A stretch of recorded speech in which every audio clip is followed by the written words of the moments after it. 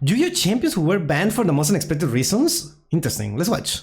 I'm playing zombies, you guys. Oh, what a surprise! This is Trey Massengale, a Yu-Gi-Oh champion who was moments away from being disqualified and banned from a 1,200-man tournament. Sound Not effects for are so lying, funny. not for cheating, and certainly not for crime. Instead, Trey was disqualified for the most unexpected reason. In fact, some would say that he was disqualified for 11 years ago, banned for following the rules. Oh, I cannot wait. following the rules. You see, despite being a children's card game, Yu-Gi-Oh! At the competitive level is full of intricacies, stakes, and rules. After all, winning a championship comes with infinite glory and thousands of dollars in monetary value for prizing. So naturally, the judges do their best to ensure that gameplay is conducted in a fair environment.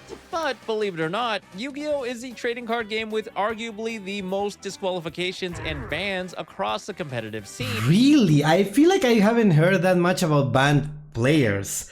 I think we watch another well, I don't know who's we, but I watched probably you too, a Squiddy video about a guy who also got banned, and I think DK is banned, but I don't know anyone else who's banned. But I assume there is a lot of people that are like less known, I guess, that also got banned. Let's see. Because the rules can be extremely unforgiving. Rules that would lead to even multiple world champions getting banned. But more on this later. The thing is, on this fateful day, Trey would learn the harsh reality that in Yu-Gi-Oh! You might get in trouble even if you think you're following the rules. Allow me to explain. So what did you have to do to get banned? Because usually you just get disqualified, right? Is this about like match fixing, I think it's called? DK is banned. I almost forgot about that. I mean, yeah, I think he's doing pretty fine, but yeah, it's just still weird. So in 2011, Trey Massengale was a winner of Yu-Gi-Oh! Championship Orlando, beating thousands of players with a unique zombie plant deck that he concocted himself to boot. While A lot of banned players are just guys who don't know how to play. Ooh, that's a bold statement. Let's see. other players used meta decks like X-Sabers, Six Samurais, and Gladiator Beasts, Trey would rely on his trusty Pyramid Turtle to spawn endless zombies, who would combine with a plant engine to swarm the field with an army of unstoppable monsters. Henceforth, he'd forever be known as the Zombie Guy. Oh my god, imagine being known as a zombie guy. How about eating an opponent's card? It sounds wild, but it happened. Yeah, I also heard about that, yes. 3 years later, he would enter YCS Dallas, winning multiple rounds in a row, only to come face to face with another champion by the name of Chris LeBlanc. Hold on, this is a banger t-shirt. Team Colossal Fighter. And it's the Ring of Destruction. What the hell is this, dude? A player who would later be known as one of the 5 upper-tier Yu-Gi-Oh! Gods, with a whopping 7 championship victories. Now, you'd think that Trey would be in dire straits, but being a skilled champion himself, he was able to take the match to a decisive Game 3, which is where disaster struck. I'm broken homeless because I got banned from Yu-Gi-Oh! Are you banned, broke, What? and homeless? If so, today's sponsor, Free Cash, is for you. No, It's an dude, app I just watched a video about how this is a scam. I literally just watched a video like yesterday about because this is sorry. Off topic. Like these ads about free cash, doesn't your brain tickle when you see an app that is called free cash? Doesn't that sound kind of suspicious to you? Doesn't that sound kind of shady? I don't know about you, but to me that sounds kind of shady. So let's just skip that. Let's just skip that. Free money, a scam? No way, right? Well, don't use the QR code. Offer. Big thanks to Free Cash. Now back to the video. Chris LeBlanc, yeah. Playing against him. Side I only hear red flags. Red flags is a nice way of putting it. They made him an offer he couldn't refuse for sure. Yeah, I don't blame him. I don't blame him, honestly. I know how this is. Do you see that? Do you see that the skit of him saying oh, I'm a bad player, I need money, right? That's not the Yu-Gi-Oh players, that's the content creators. So I understand. Okay, anyways, let's just keep going with the video. offer. Big thanks to Free Cash. Now back to the video. Chris LeBlanc, yeah. Playing against him, side decking, I got disqualified from that event. You see, Disqualified from side decking. I can't wait. A match of Yu-Gi-Oh! Is normally a best 2 out of 3, and in between games, a player has exactly 3 minutes to access their 15-card side deck and swap cards with their main deck. The side deck being essentially a toolbox of secondary cards used to counter different strategies you'd expect to face at a tournament. The first 2 games would grow to be complex and take considerable time, finishing with less than 3 minutes left in the round timer. Wow. Going into Game 3, Chris asked Trey to hurry up with the side decking, knowing that if the clock hit 0 before the next game started, then the match would result in a draw, which was an unfavorable result for both players. Trey responded that he was exercising his right to take 3 minutes to side deck, saying something along the lines of, "I'm gonna take my time siding, and if I don't finish in time, then I guess it's gonna be a tie." Which were the unfortunate... What? That is, what do you mean? What? Am I, doesn't that sound like messed up to say? Am I crazy? Like, what do you mean? What? magic words that would lead to his worst nightmare. We were still in between games at the time. I just kind of looked at my opponent. I'm like, I guess we're going to go into time, man. Like, still side decking, the time's running out. He just called over the judge and was like, "Judge, you're trying to draw." Because Chris would summon a judge to the table as he wanted to start the final game immediately. And after a hefty discussion with an army of judges, including the head judge, Trey would ultimately be disqualified. Why, you might ask? Well, many would say it was due to Trey's specific wording, which led the judges to suspect that he was deliberately slow playing to try and force a tie. Yeah, to me, this makes perfect sense. Hello, who has? To me, this makes perfect sense because what the... you cannot say something like, I understand that he didn't mean it like as a threat or whatever, but like, like I'm on the edge of my seat, right? If I'm the other player and my opponent says that, I'm instantly calling the judge. There is no way. Like, you cannot say something like that. That's a serious business. I mean, to me at least, I take that thing seriously. There is no way. Even though he would later say that he worded it poorly because he was nervous, which could be understandable given the pressure at the time. I sometimes skip a step, but I have learned since then. Nevertheless, according to tournament policy, this would fall under unsporting conduct cheating, which is the highest penalty. Trey would be asked to pack his things and be escorted out of the venue. Now, it's hard to say what exactly went on that day without the full context of being there in person, but it's possible there's a lot more to the story. Yet, on the surface, a tie wasn't exactly a favorable result for neither Trey nor his opponent, so it wouldn't exactly make sense why he would try and force one. Accordingly, controversy would erupt online, saying that it was unfair to disqualify him when he was literally following the rules as outlined, given that he had the right to take the full 3 minutes to side deck appropriately. Well, yeah, you just need to say something like, "Hey, sorry, I'm I don't know, right? Hey, sorry, I'm like using my 3 minutes." That's it. You don't have to say like, "Hey, I guess we're both gonna lose." That is that sounds so messed up. I don't know. To me, this is like justified, I guess. Like, you can, I know he was nervous and stuff, but I don't know. Many would corroborate that Trey was an extremely nice guy and a valuable community member, even writing strategy articles to help other players. The general... Oh my god, thank you, Yugimoto for the follow. That's an unfortunate moment to pause, but thank you. We have been followed by the king of games themselves. Yeah, thank you so much. Consensus was that he worded things poorly, which the judges interpreted as intent. But for a significant chunk of the community, it seemed to be more of a gray area when it came to the rules. But others would say that he stalled deliberately and the punishment was warranted. There were arguments on both sides. Regardless, a disqualification was only the beginning, because in Yu-Gi-Oh, a DQ is almost always followed by a suspension from the game. Yeah, I mean, I understand there is a debate. But like, you need to understand that this is at least sus. Give us this seal, I heard it steals your soul if you lose. What? Use this seal? I heard it steals... Yeah, okay.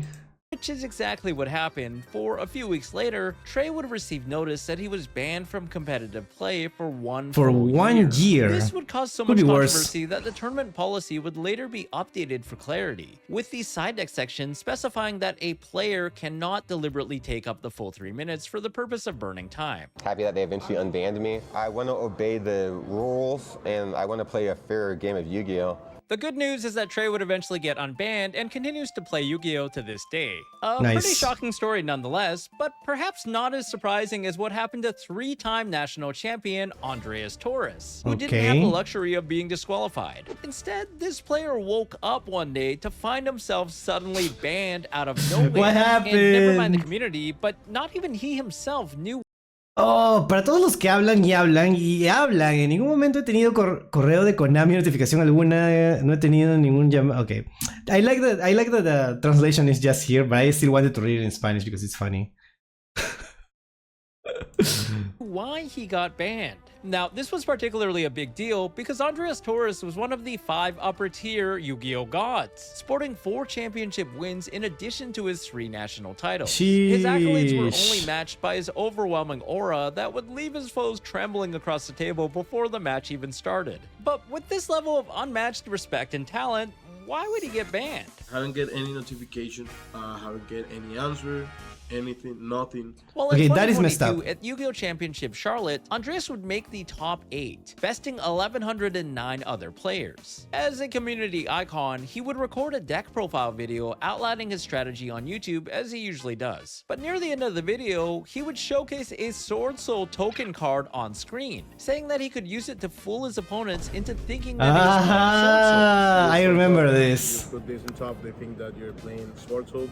Which was a synchro-reliant control strategy that spawned tokens to create a board. In the game of Yu-Gi-Oh!, token cards are generated by other cards, and normally they're placed face up outside of the actual game and only used for this specific purpose. But in reality, Andreas was not playing Sword Soul. Instead, he had utilized a combo-based fusion strategy called Despia. This would give him a minute advantage in the case that the opponent went first and saw his Sword Soul token, and potentially influence them to set up their combo without considering that Andreas was playing a fusion deck. So they might play their cards in a way that counters the synchro strategy instead, only to be caught completely off guard when it was Andreas' turn, thereby giving him a slight upper hand. So my question is, are there rules about this specific situation?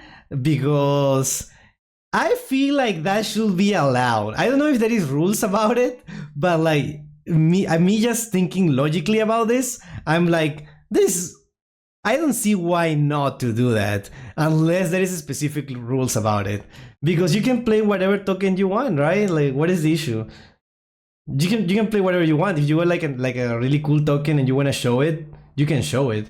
Maybe because his intention, right, of saying in the video that you are doing it because of this. BMing? Is it BMing, Rocket Pal? Hello, by the way. We will see what is the exact rule that he broke here. Yet, according to the tournament organizers, this was against policy as it fell under unsporting conduct cheating. And there's unsporting conduct. Is it unsporting conduct? Rocket Pal, shh. Okay, you don't know anything. Unsporting conduct, interesting. For misleading his opponents. You see, this was a section that was previously added after the infamous Gingate incident. Oh, okay. I feel like this is definitely cheating. Like this is 100% cheating. I don't know if the other one is. I think it's intention. If you want to use it, use it. I'd be face down. Jacobin, another pro player who had deceived his opponents with a similar tactic that caused outrage throughout the community by making them think that he was playing in a certain way but doing the complete opposite. Evidently, the game makers were monitoring social media and YouTube because they would catch wind of this in Torres' video, probably sending him a one-way ticket to the Shadow Realm for one entire year. That caught me off guard when people in even if it's a Yu-Gi-Oh video, when someone says Shadow Realm, it just like so funny to me. If you're enjoying this video, don't forget to hit that subscribe button. There is no reason Actually, for me yeah, to I get should do that. I don't have any issues with any judges at all. I never get match loss, game loss, DQs. This was obviously devastating, as Andreas was sponsored and was more or less a full-time professional Yu-Gi-Oh player. Of course, the community would rally behind him, saying that a 1-year suspension was way too harsh, especially given how much time and effort Andreas Torres had put into the game and for the community. Unfortunately, this would also damage his reputation for the first couple of days before he received the email detailing the reason for the suspension, with many in the community initially This is messed up. Okay, this is actually messed up from part of the. I don't know if it's Konami the one who does that, but like banning someone without knowing, without like saying why, makes everyone assume the worst. Because what he did is like, at worst, I feel like it's like questionable. I think. I don't think like cheater. I don't know. believing that he had cheated in a much more blatant manner. Like, I've been playing for 10 years and never, this is the first time that someone like can say something about me. Regardless, Torres would be forced to serve his full 1 year. But this would not stop the man, for he would immediately adapt his natural card talent and pivot to the Pokemon trading card game. Holy based! Holy based! Imagine getting banned and you just become a pro in another game. Holy! Qualifying for the World Championship in his first year and cashing out over $6,500 in prizing. He would also dabble in other card games like Magic the Gathering and find similar success. Jesus! But at the end of the day, he still had the most love for his original game at heart. And dude, this guy is the actual king of games. Holy! after a year had passed, Andreas would return to Yu-Gi-Oh! And continue his reign of dominance, finishing in the top cut of 11 Premier Championships to date. And even today, his success continues, as he's slated to represent Colombia at the Yu-Gi-Oh! World Championship in 2026, the most prestigious tournament with an exclusive prize card that can sell for over $100,000. Speaking of which, not even the Yu-Gi-Oh! World Champion is subject to special treatment, for the next victim of the game's cutthroat policy is none other than Paulie Aronson, the first ever Yu-Gi-Oh! World Champion from the United States. It's crazy how well competitive players can transition games. Yeah, it's weird, right? I don't know. One would assume that if someone just trains in and practice one game, they will be ass at other games. But for some reason, a lot of pro players are just good at every game. It's crazy. I don't know how that works. I don't know how that works. Who was banned for a logistical error. So we've established just how merciless competitive Yu-Gi-Oh! Rules can be. But these rules extend beyond the playing field, and in this case would happen before the tournament even started. You see, competitors at large tournaments are required to submit a written deck list of all of the cards that they plan to use. Okay. This is to ensure that no one cheats by adding additional cards or switches to a different deck to counter a given strategy at any point during the tournament. Now, Paulie would submit his deck list online, but he noticed that he made a crucial error and forgot to register 2 key cards in his deck. One being purely happy memory and the other purely sleepy memory. Cards that the purely deck absolutely needed in order to function. Without them, the deck was quite literally unplayable as— How do you forget this? If those cards are so important, how do you forget about them?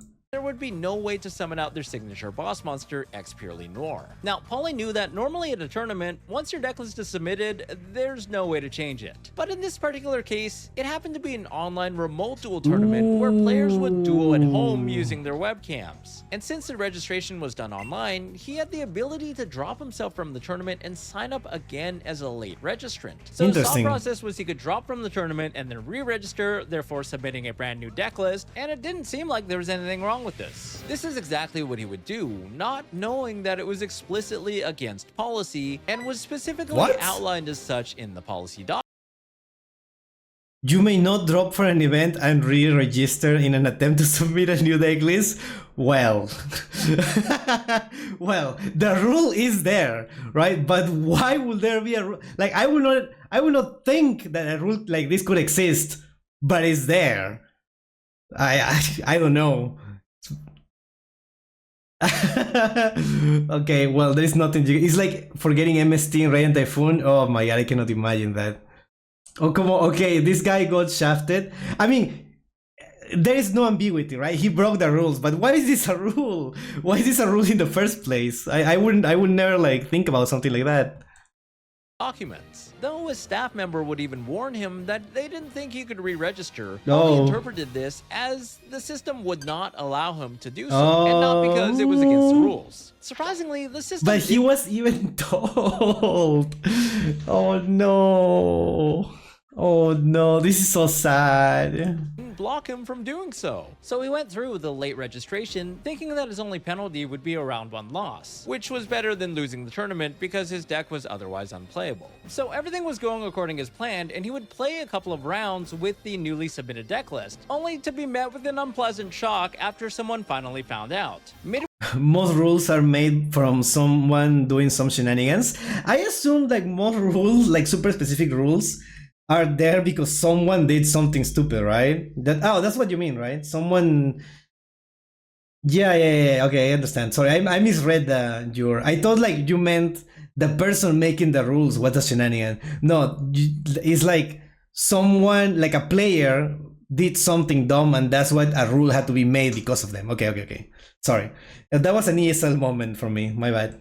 Midway throughout the tournament, a judge sent him a message and informed him that he would be immediately disqualified due to unsporting conduct, all because he didn't know any better and wanted to correct a decklist mistake that would have ended his tournament before it even started. This caught many by surprise, though the community would be highly sympathetic to Paulie and gave him props for being honest and transparent about the situation, taking full responsibility for the policy violation and blaming himself instead of the tournament organizers. All in all, it was pretty unlucky considering the dominoes just happened to fall in place. I mean, the system let him register even though it was against policy. Though, in its defense, this was certainly a rare edge case that the tournament organizers probably did not account for. Paulie had a reputation for being one of the most considerate and delightful world champions, so naturally his fan base would rally behind him. I want to, like, be an example for people. I'm sorry, I wasn't expecting him to have a voice like that. I don't know. I'm having like cognitive dissonance. I'm not saying that it's a bad voice. It's just like I wasn't imagining a completely different voice. I don't know. I'm sorry.